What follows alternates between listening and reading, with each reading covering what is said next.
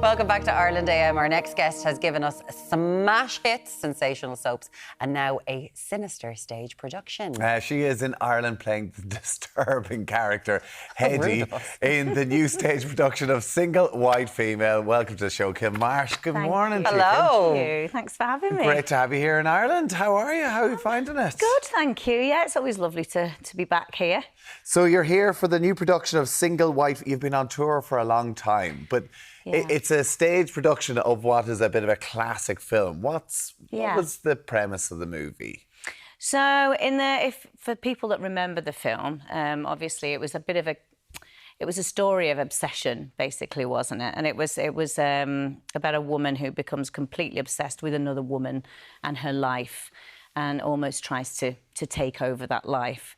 For reasons that we found out right at the end of the movie. But our play is actually slightly different. It's a reimagining, it's a new adaptation. So the essence of the story remains the same, but the actual story itself is quite different. For instance, the two women are now in their 40s.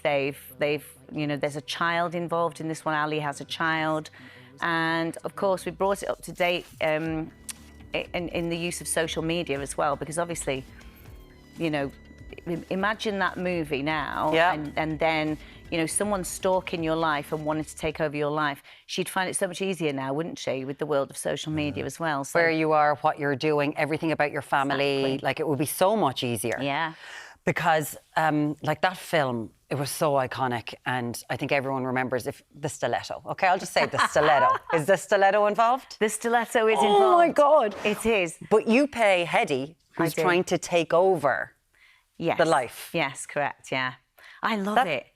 It's great playing a bad... It's great playing that sinister character, because obviously I'm nothing like Hedy. I mean, depends what you ask. Actually, yeah. But I'm nothing like, and so for me, when you play those kind of roles, it's so interesting and so fun and such a challenge, But I am exhausted at the end of every show, I have to say.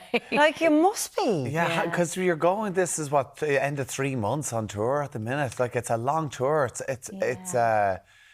Is it a challenge? Are you loving it? Are you loving being out in front of meeting different guests, in front of big audiences? Yeah, I mean, touring's always, it's a challenge and a joy, because you're kind of away from home and you're living out the suitcase. You're basically wearing the same things day in, day out, just rewashing them, and you don't see your family as much as you'd like to. But the upside is that you get to see so many beautiful places and theatres, and and every theatre is different. Every place you visit responds differently to the show that you're doing.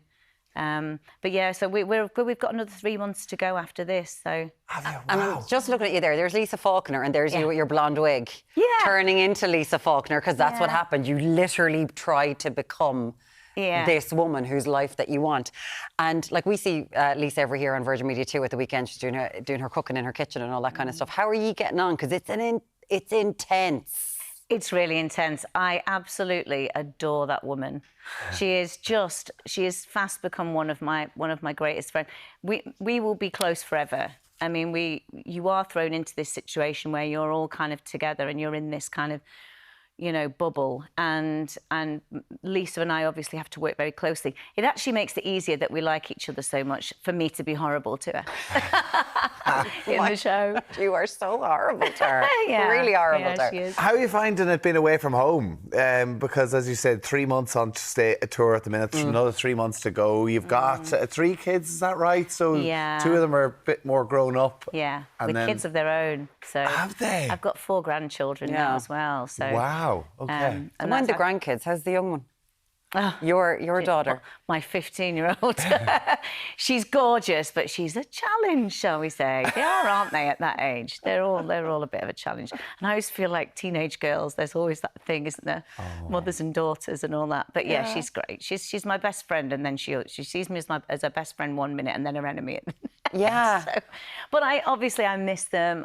I miss them so much. I do I'm doing the thing of, I finish a show on a Saturday evening and I either travel through the night and get home and then be there for the whole Sunday.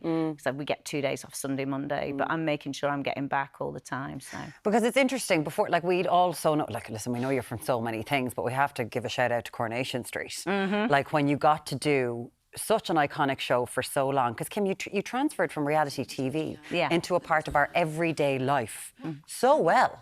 Like, you really did. You went from singing to being this actor that we saw every single day with these awful and brilliant storylines. Yeah. So being part of the Cobbles for that long, kind of knowing what you'd be doing for 6 months of your year, what was that like, having that sort of stability?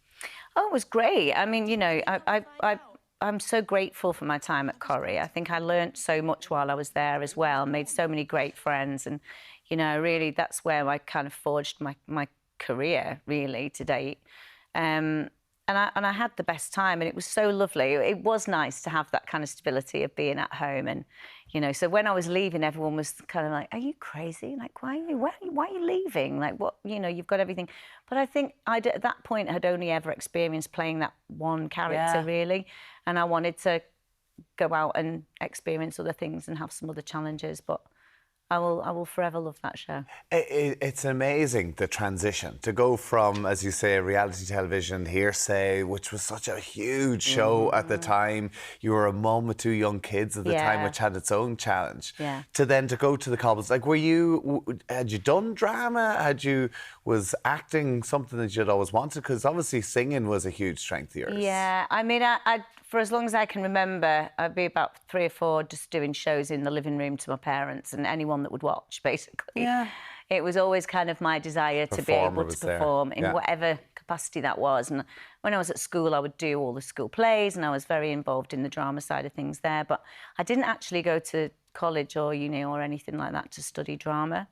I feel I've just been one of those people who, when I always say to people, "Oh, I didn't train," and they go, "No, you trained on the job," which is true. I was just very fortunate to be given that opportunity and be able to learn in the way that I did. So. I was watching a post from a young fella who was in Union J, who did X Factor over the weekend, and how he was saying for years he's just been trying. And he was hoping to go to the West End and the show's been cancelled or whatever. And he was like, "I think I just have to accept that this isn't going to happen." For him, it was heartbreaking. Like, he was putting himself out there on the line. He was vulnerable. Because for so many people, it doesn't happen. But your tenacity, to be fair, like, to go, I know you were the first reality TV show that we saw in that area. But it doesn't happen for an awful lot of people to kind of get to jump into the career that they want and to have been as successful as you are. Like, a lot of hard work was put in to do that. Yeah, well, it is hard work, and you do have to keep going. I kind of feel like I've reinvented myself 3 or 4 times along the way. But I've been given that opportunity and I've been afforded that, really.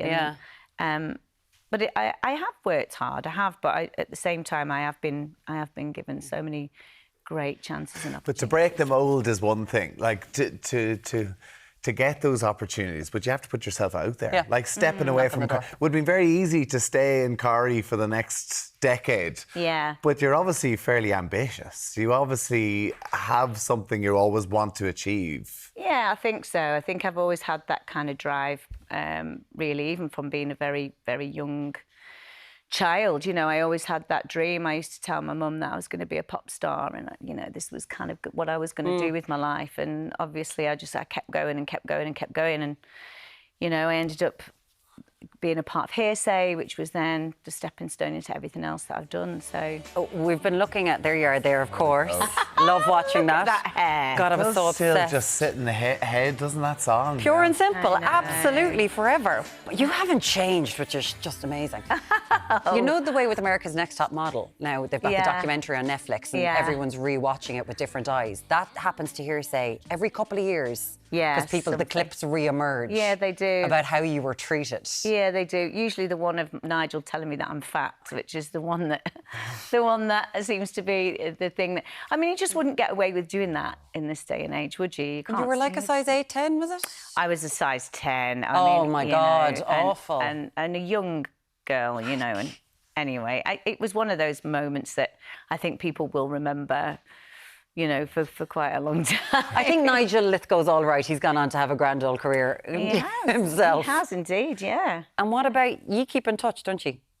Yeah, we all keep in touch. We've got a WhatsApp group. We chat. You know, it's lovely. We all. Yeah, we get on. Fans really care about that, don't they? The fact that you are still friends. I know they really do, and you know, and everyone keeps asking us, "Are you going to get back together? Are you going to have a reunion show?" And I always just tease people and say, "Well, you just never know, do you?" Is that what you're telling us today? You just never know. You just never know. Possibly. Well, you're too bloody busy with the new This show. is true. You know, 3 months to go. This is true. I mean, yeah, I'm never at home. So listen, it's on in the Gaiety tonight until Saturday.